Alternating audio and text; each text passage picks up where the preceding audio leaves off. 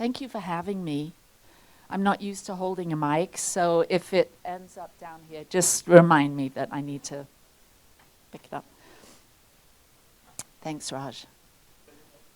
Oh, right. Well, I was doing an example. So I am so excited. I haven't talked in a church for a long time. As Linda was saying, I'm doing a podcast now and doing other things. And so when I got the invite to come and speak during the month of January, I was really excited because we're back to the basics. And so I wanted to I have a lot of things. I'm very excited about this Science of Mind textbook. Whenever I read it, I always think, my God, was that in there the first time I read it 35 years ago? Because there's always something new. And it's because we're in a different place. We have healed particular things that are going on in our hearts and our minds. And so when we read a book for the second or third or 50th time, we see that we've healed. It's a way of measuring how far we've come and inspiring us in a whole new way. So at the end of these 4 chapters, the thing itself, what it does, the way it works, and how to use it, Ernest Holmes, who's the author, says this in the last paragraph. And I think it's really appropriate to these times because, as Linda said, this is a time to be inspired and uplifted and to work these principles, right? Because there's a lot going on that we might be spiraling down into places of frustration or anger or sadness or discontent or worry or anxiety. And so to know that we have an opportunity to focus our attention on what is real with a capital R, like love is real, the only reality. Dr. Ernest Holmes says, a new light is coming into the world. We are on the borderland of a new experience.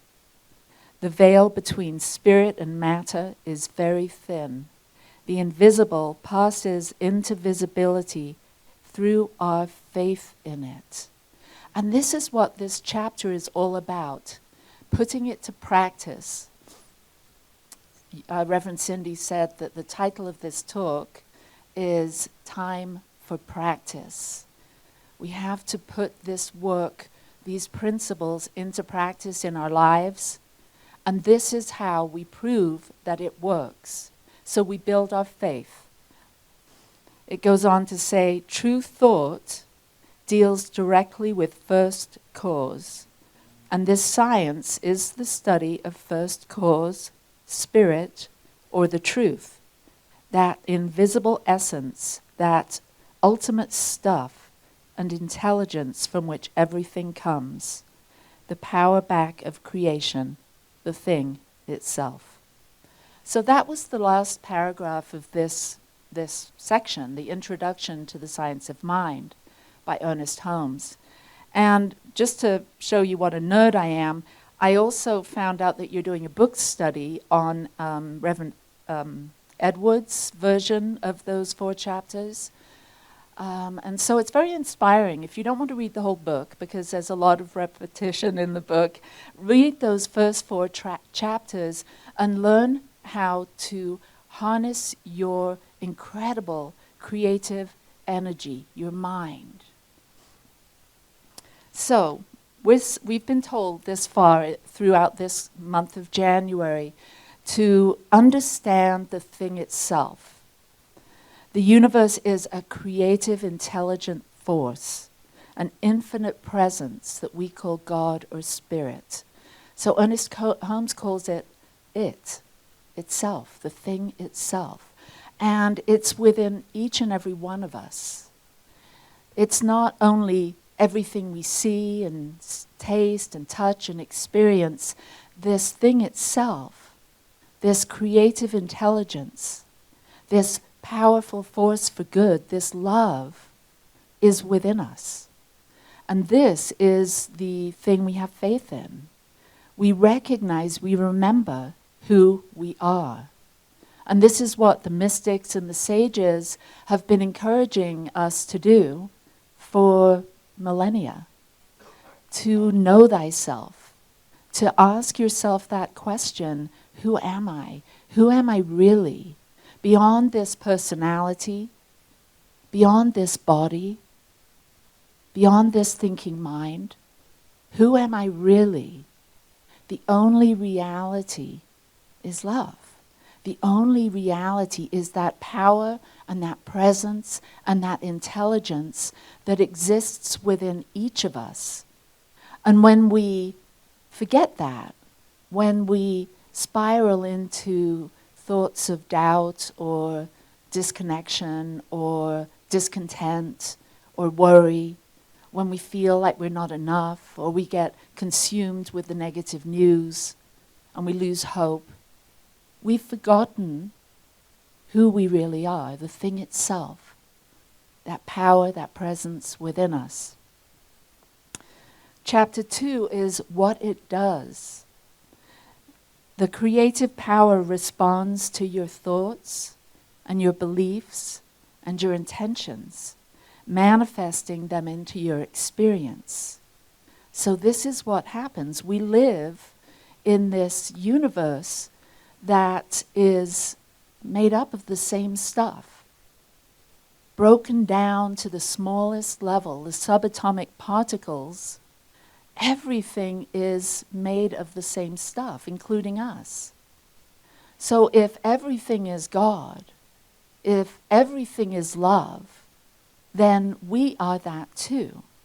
If everything is creative and intelligent, then we're swimming and moving and interacting with this field, this quantum field that is reacting and responding to us. What does that mean? It means it's responding to our energy, our thought, our vibration, our frequency.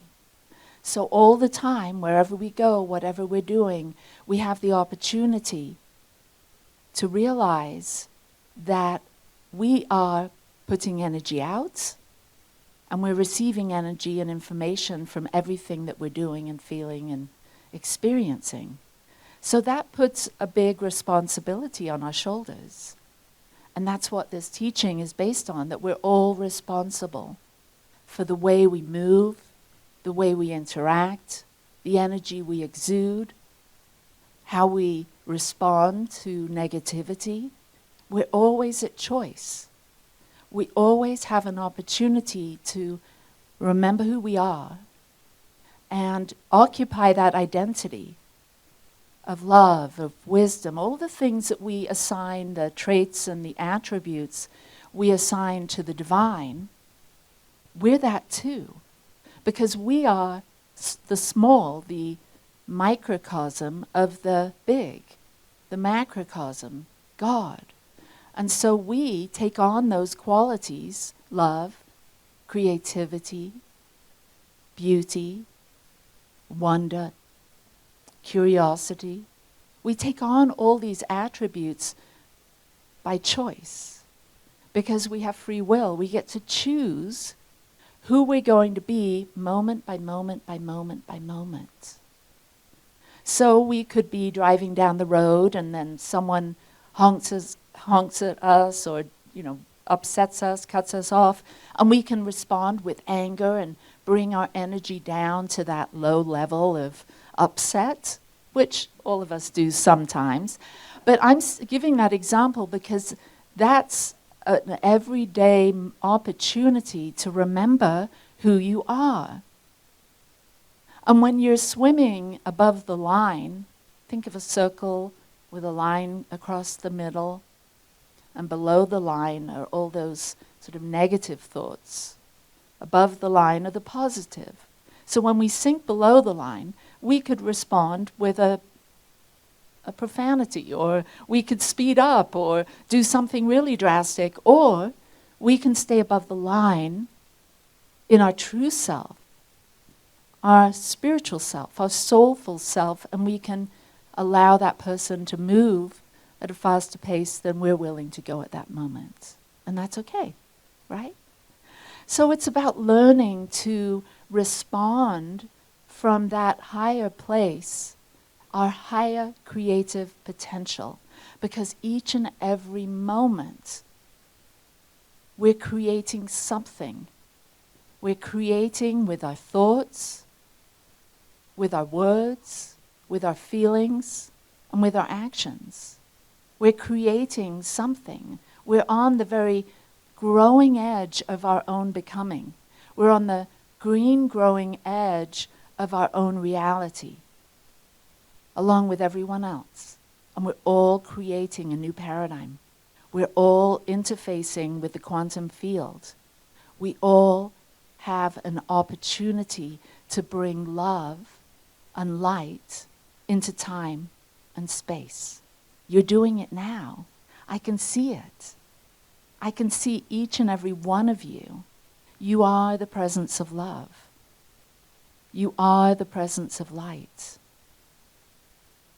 You are powerful beyond your knowing of it. We all are. And so we learn how the way it works. That's the third chapter. The universe operates through cause and effect. Your thoughts are the cause, and your experience is the effect. Did you know that you're causing your experience all the time? You are the thinker that thinks the thoughts, that creates the things. And when you realize this, it's like entering into a new dimension. And this is what Ernest Holmes is talking about. You enter into this new dimension of faith, and you put it into practice. You put your faith in love, in creativity, into practice in very simple, small ways. The way you move, the way you wake up in the morning and you think about all the things you're grateful for, all the blessings that have occurred in your life. You wake up and you get out of bed with a cheery attitude. Why? Because it's better than being glum and miserable. It's a choice. And it's that simple. We get to choose moment by moment how we're going to show up, how we're going to actualize our higher self, how we're going to bring that energy, that information that we receive in our meditation, in our reading empowering material, our listening to fabulous music. We get to bring that energy into our world. And on Facebook, I just posted something called The Optimist's Creed by Christian Larson. And I invite you to look that up. And it's a promise you make yourself, and there's, 7 or 8 statements that he encourages us to stay optimistic. And Ernest Holmes said something else. He says a lot of things. In this chapter on how to use it, we should learn to control our thought processes and bring them into line with reality. Thought should tend more and more towards an affirmative attitude of mind that is positive, stable, and above all else, toward a real unity with spirit that is already complete and perfect. We remember who we are. We are perfect, whole, and complete. That doesn't mean all the time that we're acting in the way we would be proud of or hope that we would act. We sometimes dip below the line, and that's okay. But we're perfect, whole, and complete spiritually. We have a blueprint that we can discover through prayer, meditation, music, reading, studying, so many ways, being with community like this, that we remind ourselves who we are and how we're going to express that most authentic, loving nature that each one of us is. And this time of chaos, this time of change, this time of shift is calling us to a higher order. It's calling us New Thoughters, us metaphysicians, us religious scientists, or empowered thinkers, artists, to create a more beautiful world, the one that our hearts know is possible. That's why I was shedding a tear at the song, because love is the infinite reality, and that's what's possible.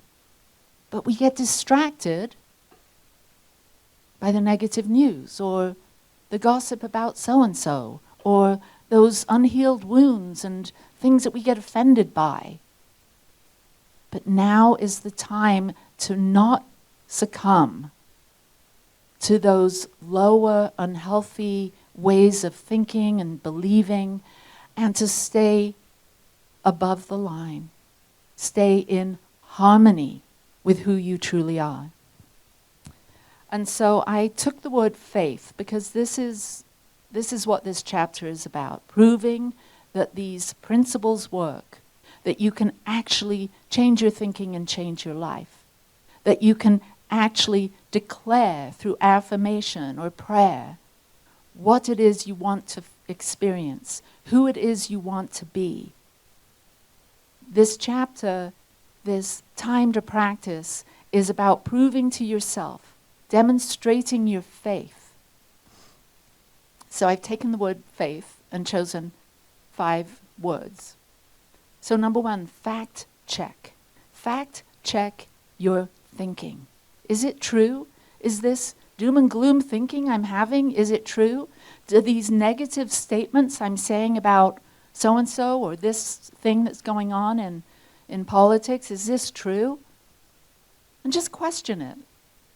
You don't come to a yes or no, it's just inquire. Deepen into your thoughts. And once you've dug them out and got rid of the ones that don't serve you, choose the thoughts, the facts, that take you closer in the direction to the life you want to be experiencing, to the you want to be. Number 2, activate. Activate your creative potential. That's what all of us are here for. We're creative beings. We're made in the image and likeness of a creative energy.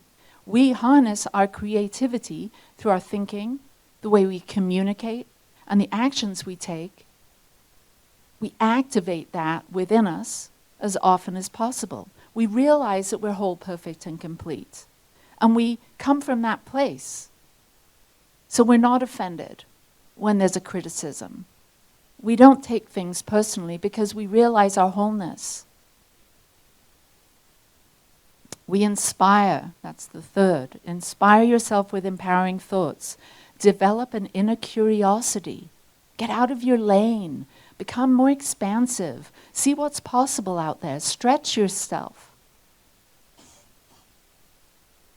And set your intentions. Because our energy flows where our attention goes. So what are you intending for this year, 2025? Set your intentions and remind yourself daily of this is what I'm intending. My mind is peaceful and clear. I am present and grounded and in tune with my inner wisdom. I take inspired action wherever I go. I am grounded and present.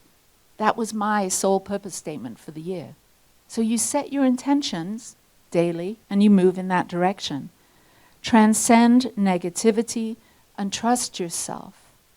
Trust yourself. You've got this. You know how to be positive.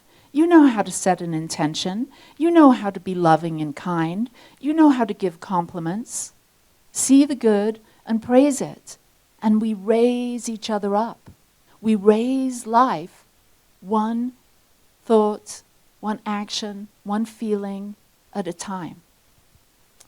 And then harmonize. So fact check, inspire, transcend, harmonize. Build coherence between your vision, what you dream, what you intend, with the way you talk in the world, and the way you feel, and the way you act. Building harmony in these 4 ways: thinking, speaking, feeling, and acting, when all of that's in congruence, imagine if all of us were doing this. We would then be creating this world, this more beautiful world that our hearts know is possible. So I don't know how much longer I have. I get completely confused. I've got 1 minute. Okay. Okay. So I'm going to share a prayer in a moment. And a prayer isn't, for me, it's not a beseeching. It's not a begging some outside deity to grant a wish. My kind of prayer is an activation. It's a communication with the intelligent universe around me, the invisible laws that are always responding to me, because I know that I'm interfacing, I'm interacting with a universe that responds to me. This is the law of cause and effect. I am causing an effect.